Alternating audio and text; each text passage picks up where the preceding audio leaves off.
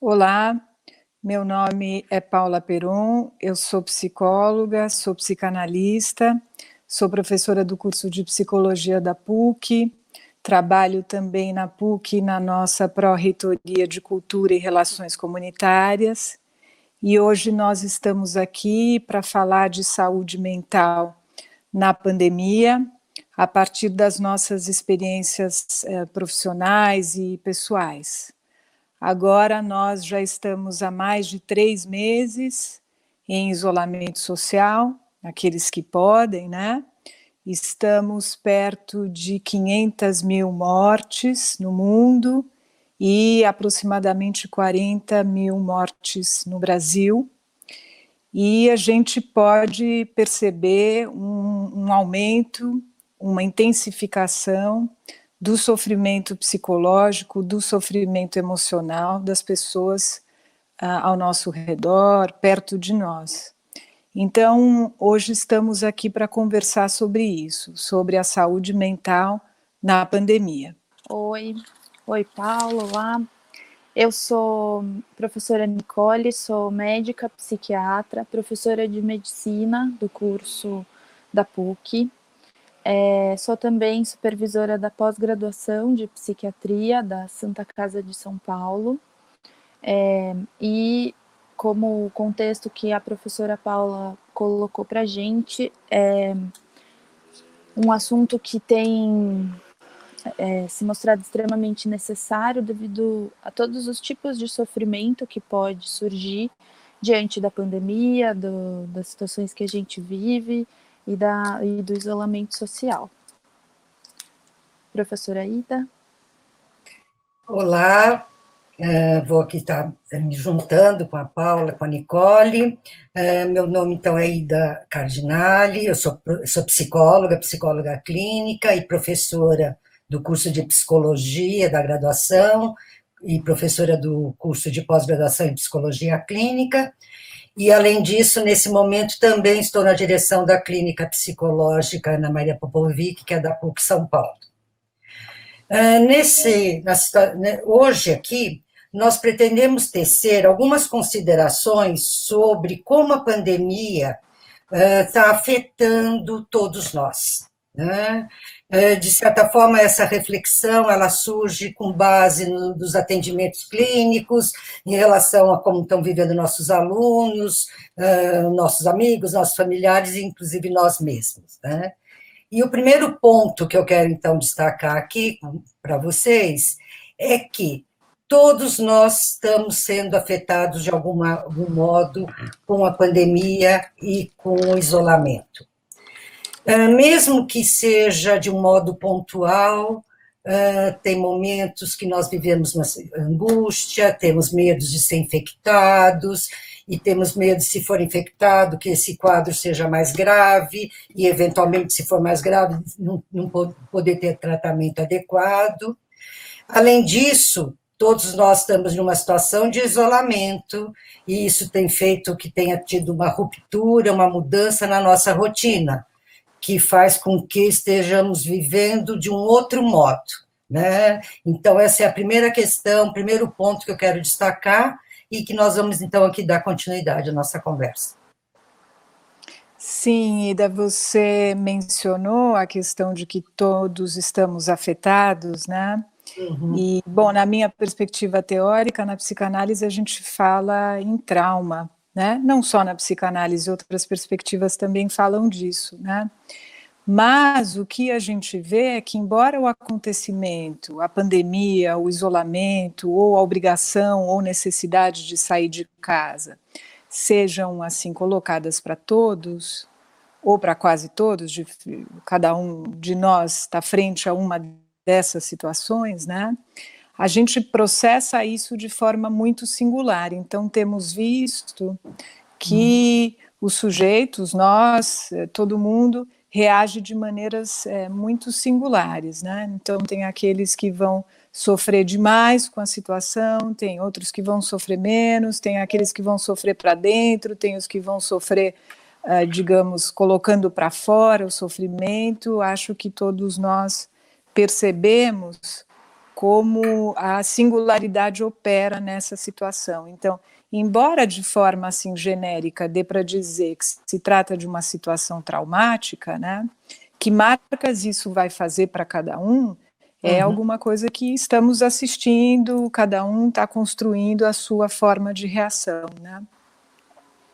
E pensando nessa questão da subjetividade do trauma e como cada um reage a esse potencial trauma que a gente vive hoje, da mesma maneira é a diferença de reações. Então, tem muita gente que vai reagir a esse trauma agora, nesse momento, tendo diferentes sintomas, sentindo esse trauma no corpo, inclusive, com falta de ar, por exemplo, com insônia, com dificuldade de organizar as rotinas, mas também no futuro, né? Então, a gente vê aí um risco maior de transtornos, por exemplo, mentais relacionados ao trauma, né?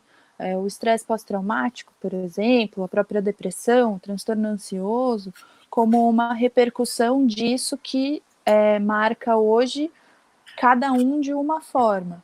E por ser tão subjetivo, é difícil de prever, né? Pode, aos olhos de um, não parecer tão traumático, mas para aquela pessoa que está vivenciando aquilo ser de um impacto tremendo, né? Então, acho que entrando nessa direção, Nicole, fiquei pensando que não só no futuro, né, mas que a gente está vendo que também no momento atual, né, assim como tem pessoas que estão sentindo só num dado momento e uma ansiedade, uma angústia, mas ela consegue elaborar e continuar a vida possível, né? A gente também vê pessoas que têm tido uns sintomas agravados, pessoas que já tinham um diagnóstico ou de depressão, de ansiedade, e que nesse momento está tendo um agravamento dos sintomas, né?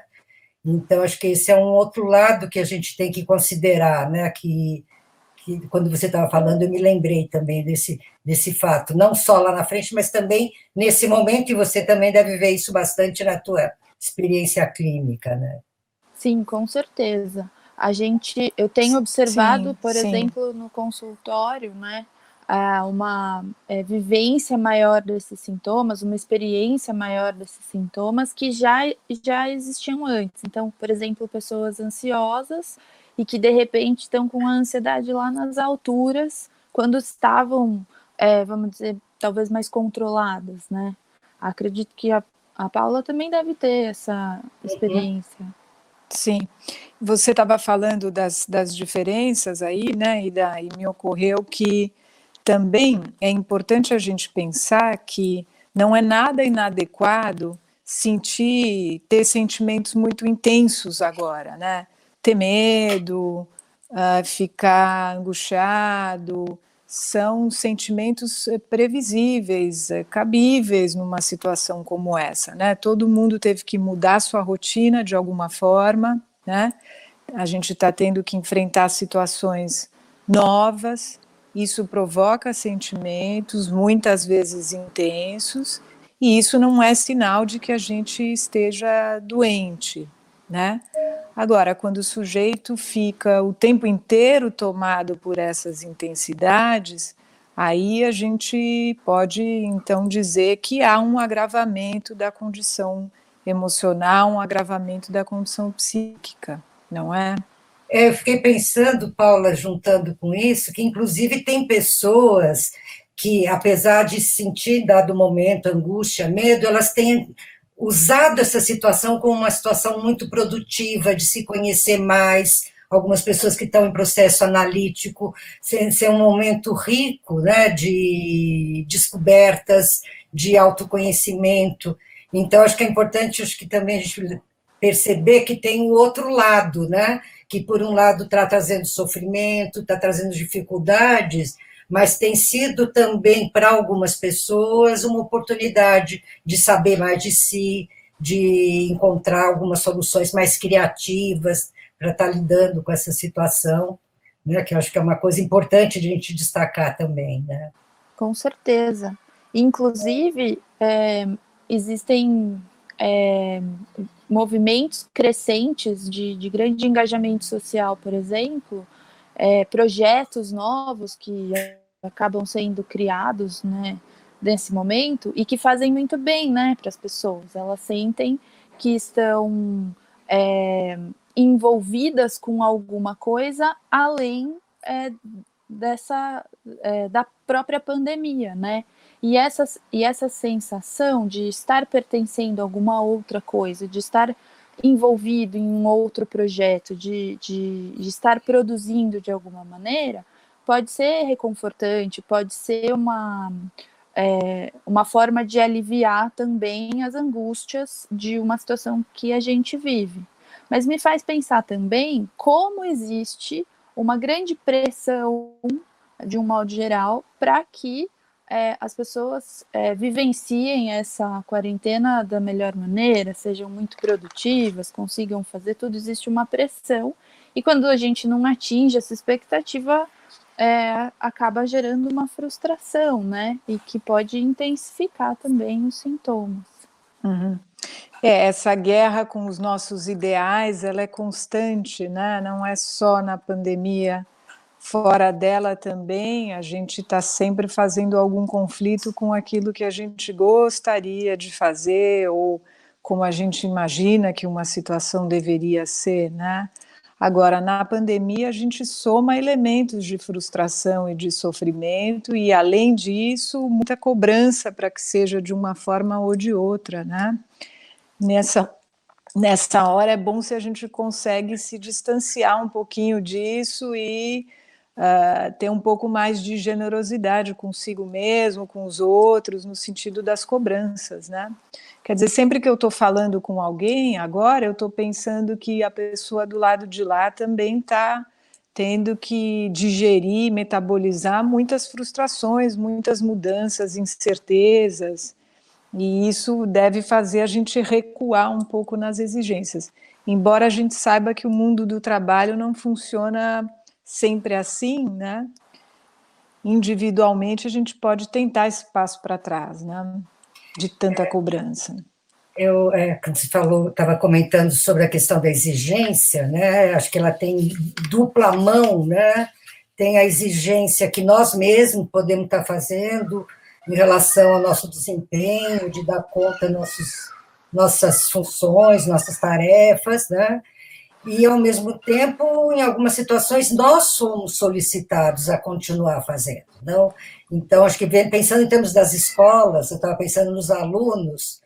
Por um lado, é positivo que as aulas continuaram, que está tendo aula online e tal, mas teve toda uma situação nova de adaptação que foi difícil para todo mundo, foi difícil para o professor, foi difícil para os alunos poder acostumar com outro jeito de ter aula, de um outro jeito de se organizar, né, na medida que a organização, a gente teve que compor, né, cuidar da casa, trabalhar, estudar, conviver intensamente com a família, ou ficar totalmente isolado. Então, teve uma porção de situações que estão interferindo na nossa vida, né, e tem, às vezes, essa solicitação que a gente faz conosco, com a gente mesmo, e tem a solicitação externa, e que acho que é um bom lembrete, né, que a gente possa pausar um pouco e lembrar que nós estamos numa situação de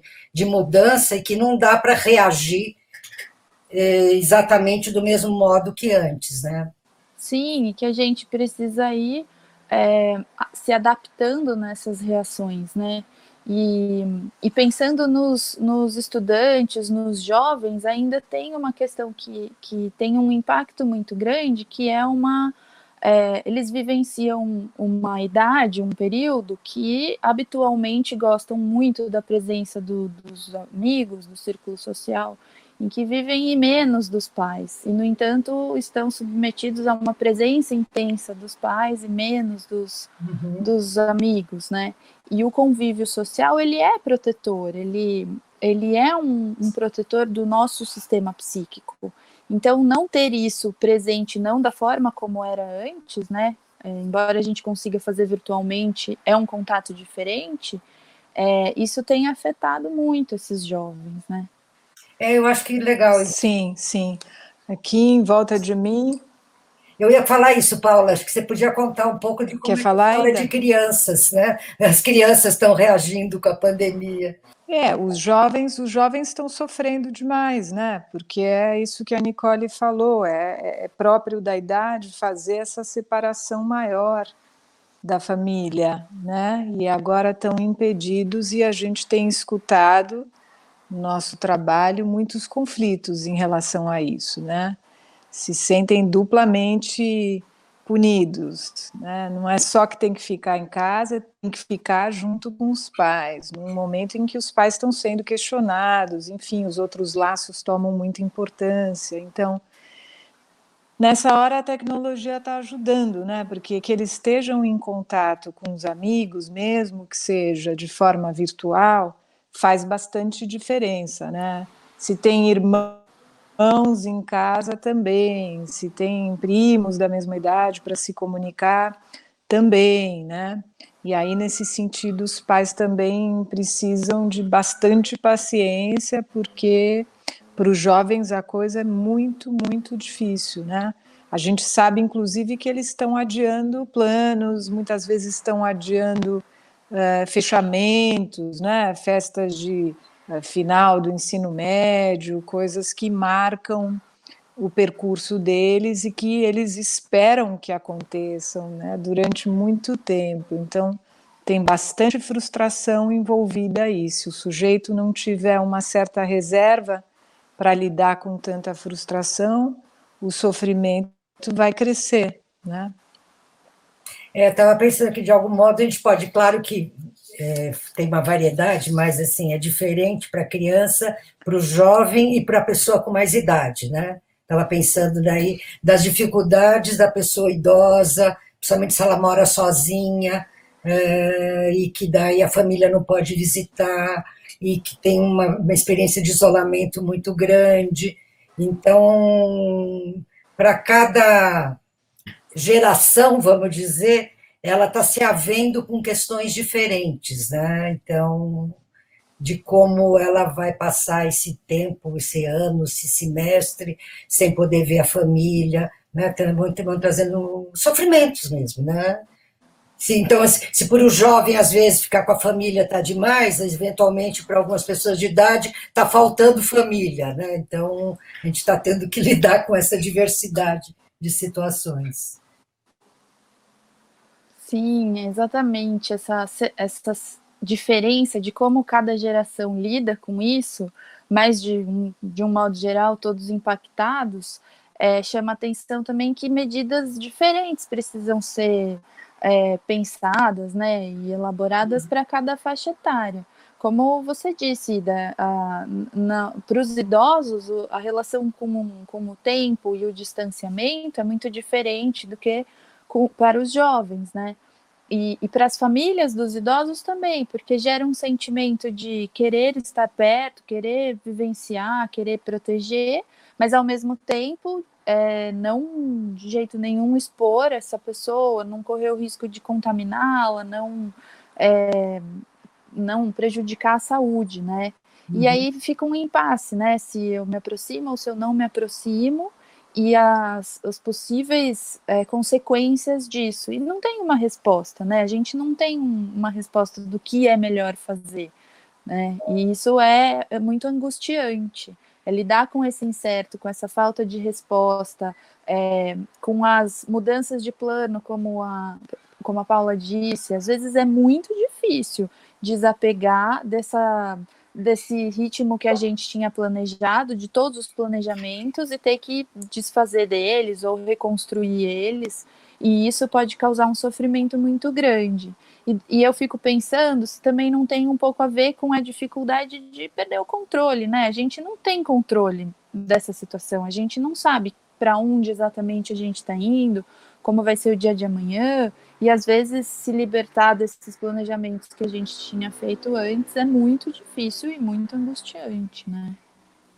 Sim, tem sujeitos que sofrem intensamente com isso justamente, não é?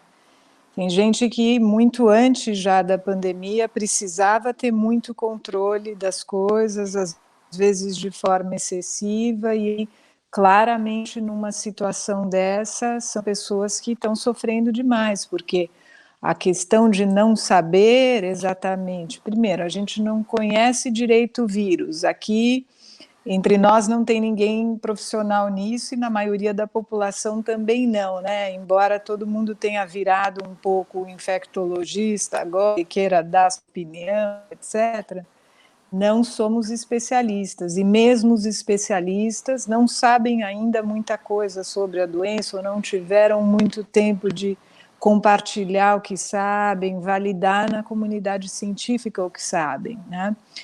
Então, o cenário de incerteza, como essa doença, que efeito ela vai ter em mim se eu tiver, ou eu tive essa doença, será que eu vou ter de novo? Será que eu estou protegido, já que eu já tive?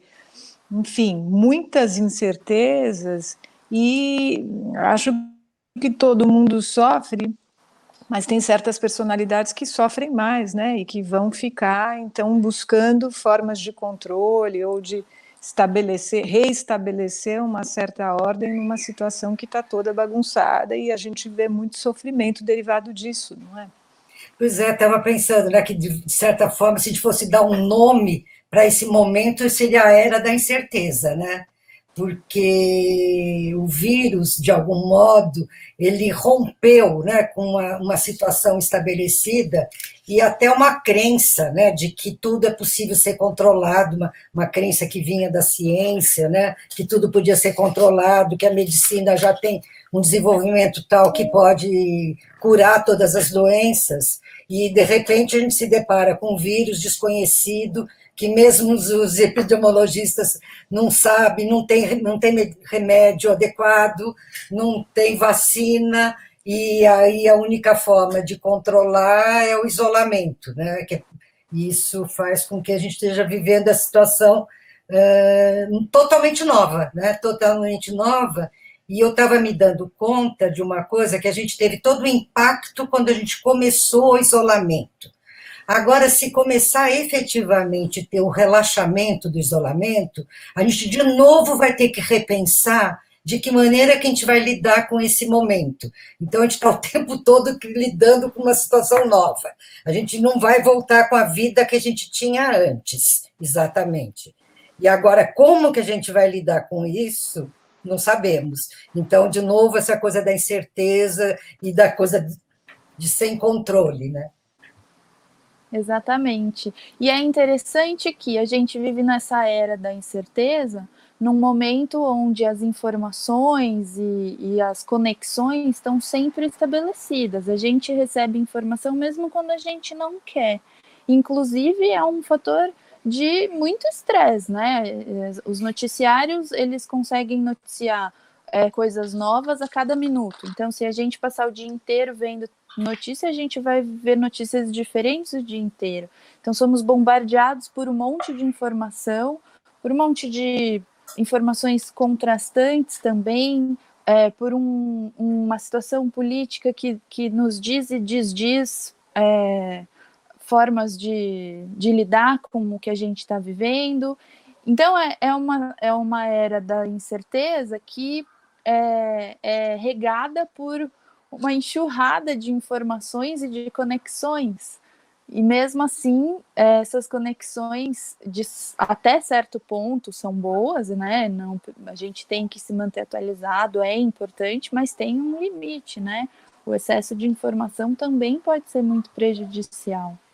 Sim, isso é importante que a gente observe, né, os efeitos que essa sobrecarga de informações tem sobre nós, né? A gente já tem um tempo agora de isolamento social, né? A gente já pode pensar e perceber coisas diferentes do começo da pandemia, né? Então já tivemos um tempo também para perceber o que pesa demais para cada um de nós, né? Eu tenho muitos pacientes dizendo, eu não estou mais ouvindo tanto quanto eu ouvia, eu escolho agora o canal que eu quero assistir em tal hora, eu não fico pensando nisso inteiro, porque de fato, essa sobrecarga de informação pode ser muito tóxica do ponto de vista psíquico, né? E aí, nesse sentido, é importante que os adultos tenham uma certa atenção quanto a isso em relação às crianças, né? Porque como está todo mundo junto, e esse acho que é um ponto que a gente poderia conversar, tem os efeitos do convívio familiar, né? Porque se é um ambiente protetor, por um lado, pode ser um ambiente muito difícil, a depender de como aquele grupo familiar funciona, né? Mas como está todo mundo junto, os adultos acabam falando ou assistindo conteúdos que podem ser excessivos para as crianças, né? É muito importante prestar atenção nisso, porque elas podem não entender exatamente o que você está dizendo, mas elas percebem o nervosismo na sua voz, elas percebem o clima de tensão entre, por exemplo, um casal que está conversando sobre uma notícia de mortes, etc., né? Elas vão percebendo esse clima que pode ser muito difícil para elas, né? Muitos pacientes conversam sobre isso comigo, mas e aí, como falar com as crianças? Bom, tem que falar, mas tem que escolher as palavras também, não adianta despejar o que chega de fora, porque se é intenso para nós, para elas é muito mais, né? De certa forma, a gente tem que, cada um, né, no caso aí das crianças, são os pais que vão ver a medida e o que eles podem receber, mas a gente podia pensar que cada um de nós, nesse momento, precisaria desenvolver uma certa capacidade de perceber o que é legal, e legal no sentido de, dentro da situação difícil, o que é positivo, né? Para alguns é importante fazer atividade física, de reservar um tempo para fazer uma atividade física possível, para outros não ficar 24 horas por dia trabalhando, porque não tem essa separação de casa e trabalho, e poder fazer essa separação, seja de trabalho, ou fazer uma atividade de lazer, quer dizer, cada um poder prestar atenção em coisas que possam fazer bem para eles, né? Que estava aqui me perguntando, né? Que a gente, nesse momento, dentro das limitações, é importante tentar encontrar coisas agradáveis que a gente possa trazer para a nossa vida, né? É como se a gente desenvolvesse um termômetro do que nos faz bem e do que nos faz mal e colocasse mais ou menos dessas coisas no nosso dia a dia, né? Uhum. Seja desde o dia a dia das relações familiares, que estão muito intensificadas, né, pelo convívio diário, que não era assim antes, na maioria das vezes, seja pelo excesso de informações, de noticiários, a forma de comunicar em determinadas idades, né, assim como as crianças precisam ter um momento criativo, de distração, vivenciar a infância delas, né, e isso é importante ser preservado. E as nossas ferramentas para lidar com o estresse, que a gente já tinha antes, eram ferramentas que eram usadas de outras formas, mas que podem ser usadas agora, elas também precisam ser resgatadas, né, para nos fortalecer. Então, se antes eu gostava de fazer, de cozinhar, por exemplo, então agora é um momento para seguir fazendo isso, né, resgatar essas ferramentas e estar atento à forma como o nosso corpo reage. Isso é uma coisa que eu também tenho observado muito, né? Então, a gente tem que estar atento ao que nos faz bem, ao que nos faz mal, e essa atenção, às vezes, também extrapola, como se quebrasse esse termômetro. Tem muita gente que está super atento ao próprio corpo, entendendo cada sinal, inclusive como um risco da infecção, né, do Covid. Eu senti falta de ar por um momento mais ansioso, e eu já tenho medo se isso é a doença, se eu estou contaminada. E aí eu fico numa expectativa, será que eu vou adoecer? Será que eu contaminei mais alguém? E isso é angustiante. E estar atento a isso talvez seja o ponto para conseguir frear esse processo, né? Sim, você falou disso, eu me lembrei dos profissionais de saúde, né? Como tantos outros têm que expor. Tem gente que não tem casa para se isolar, esses também não estão protegidos, né? Agora, os profissionais da saúde, eles vivem todo dia esta tensão, né? Será que eu vou pegar? Será que eu vou pegar e levar para minha casa? Então, as pessoas que trabalham nos hospitais e que agora estão cuidando dos pacientes com Covid, né? Elas têm trazido bastante esses relatos. Primeiro, de um dia exaustivo, porque é muita tensão no ambiente de trabalho, né?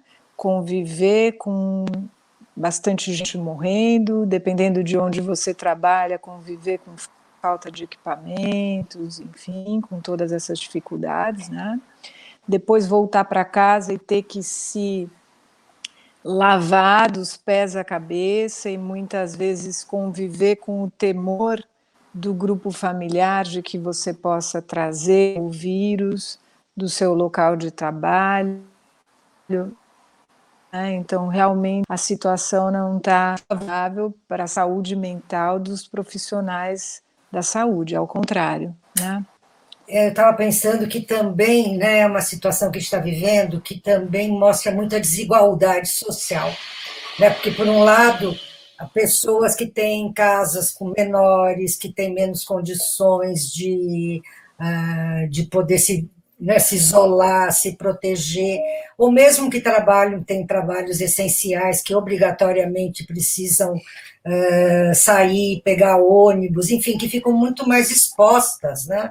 E que o medo de se contaminar e contaminar a família fica muito mais aguçado, né? Então, essa é uma situação que escancarou, vamos dizer, a desigualdade social que a gente tem aqui no nosso país, né?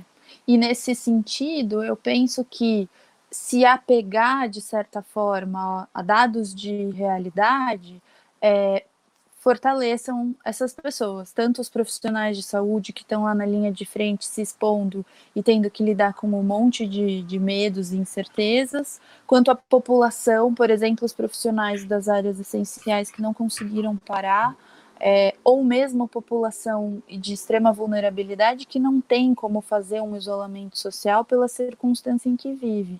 E quando a gente se apega a um dado de realidade, as formas, por exemplo, de higiene que a gente tem, se o profissional voltar para casa e se higienizar direito, se ele usar os EPIs, os equipamentos se disponíveis, ele tá fazendo a parte dele e isso diminui a chance de contaminação, né? Para não viver sempre nessa angústia de estar ali a um segundo de acontecer alguma coisa muito ruim, né? Pois é, porque só uma coisa rapidinha, né? Nesse sentido da informação, o desencontro das orientações do governo federal, estadual, municipal, traz muita confusão para a população, né? Então, é uma gripinha ou é uma doença grave? De fato, precisa de isolamento ou podemos sair para as manifestações? Então, acho que essa é uma situação que também está complicando o momento que a gente está vivendo, né? Esse desencontro, não ter uma orientação única, né? E as pessoas ficam confusas e acabam, às vezes, se colocando em situações de risco, né?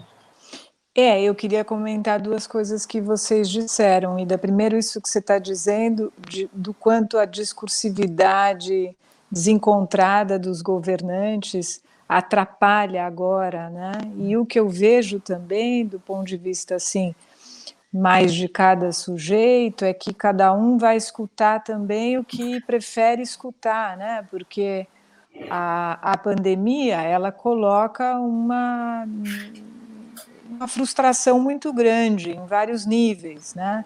Então, se tem alguém dizendo que já pode sair de casa, é mais provável que eu, que estou muito frustrada, vá aderir mais, né? Enquanto que se eu ouvir, se eu prefiro ouvir que é melhor ficar mais isolada, mais tempo, e se isso é mais fácil para mim, também vai ter outro efeito, né? Então, essa discursividade desencontrada, aí ela também vai provocar reações desencontradas, o que provavelmente está atrapalhando bastante a forma como está lidando com o que está acontecendo, né? O outro ponto que vocês mencionaram a respeito dos profissionais da saúde é a questão do luto também, né? Na psicologia a gente sabe que o luto é um processo psicológico importante, ele é vagaroso, mas ele é muito necessário, o sujeito precisa passar por um processo de luto para, de certa forma, guardar uma boa memória daquilo que viveu, com o sujeito que se foi, para poder se liberar também emocionalmente para novas pessoas, novos laços, etc. Mas essa situação, a gente perder as pessoas sem tê-las visto, sem poder se despedir, sem poder compartilhar um velório, às vezes sem nem ter um velório, né? A gente sabe que isso está acontecendo também, torna esse processo de luto muito difícil, né? Então, retomando aquilo que a Nicole disse lá no começo, a gente ainda vai ter muitos desdobramentos psicológicos a respeito do que está acontecendo agora, né? E eu acho que é importante que a gente tenha isso em mente para também ter em mente que existem alternativas e saídas e formas de lidar com isso. Uma delas, por exemplo, acho que a própria conversa, como a que a gente está fazendo aqui, que acolhe um pouco a angústia e também ajuda a elaborar todas essas questões e que são bem-vindas no atual para a gente lidar com o sofrimento que acontece hoje e que a gente experimenta na pele, né? E também no futuro, planejando as ações para dar conta disso tudo que vai acontecer, do que está por vir, que a gente também não sabe, né? De lidar com esse incerto. Então, eu acho que isso é muito importante. Ter a oportunidade de conversar dessa maneira, eu acho que é uma oportunidade muito valiosa. Acho que você fala uma coisa que é legal destacar, né? Que não só a pandemia, no sentido da contágio, ainda leva um tempo para isso terminar, não é uma coisa para agora, mas, além disso, os efeitos de tudo isso que está acontecendo vão continuar ainda, vão continuar atuando em nós ainda mais tempo do que, eventualmente, termine aí descubra a vacina e se resolva a questão da doença, do Covid, mas os impactos disso em cada um de nós é uma questão em aberta, e que, de fato, poder conversar com as pessoas, contar como está sentindo, poder compartilhar é uma boa estratégia, vamos dizer, né, para lidar com toda a situação difícil que a gente está vivendo. Sim, sim. Bom, por isso acho que a gente aproveitou bastante da nossa conversa aqui, né? Nós tentamos abordar aí de forma bastante abrangente a temática da saúde mental na pandemia. Não sei se, Nicole, você quer acrescentar alguma coisa ou a gente vai fechando. Ida? Acho que a gente ainda conseguiria continuar conversando sobre todos esses impactos por muito tempo, mas a forma como a gente colocou aqui, como você disse, de uma forma mais ampla, acho que está bem colocada, por enquanto, pelo menos, né? Acho que sim, para mim acho que tá legal, acho que, apesar de poder ficar uma noite toda conversando sobre isso, acho que por hora é o suficiente, né? Então a gente vai se despedir por aqui. Vamos. Abraços. Abraço. Abraços, tchau, tchau.